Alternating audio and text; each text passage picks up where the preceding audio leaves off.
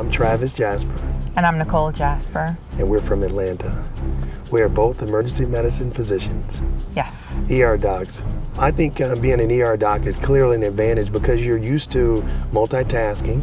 You're used to really doing things under stress. I mean, you make critical decisions, you make them quickly, and you're used to sleep deprivation. And we function at a level of intensity that most people do not. I mean, we're there constantly.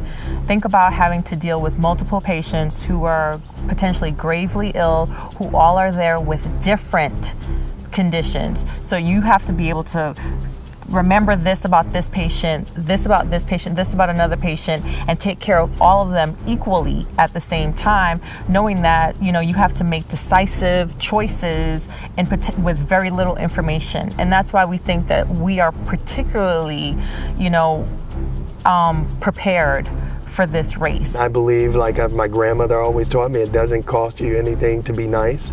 And I think people will see that we are genuinely good people. Right. And however way they take that, if they see it as soft or strong, that's entirely up to them.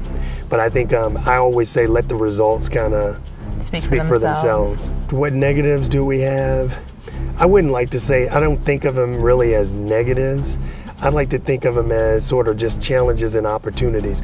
We have the opportunity to overcome not having control. Because there are variables that are just not in your control. You know, if there's a flight delay, or if there's a taxi driver that doesn't know where they're going, or if a car breaks down, those are things that are out of your control. And usually we're so used to being in control that that's something that, you know, you just have to keep in perspective. Okay, this has happened, let's keep it in perspective and let's move on.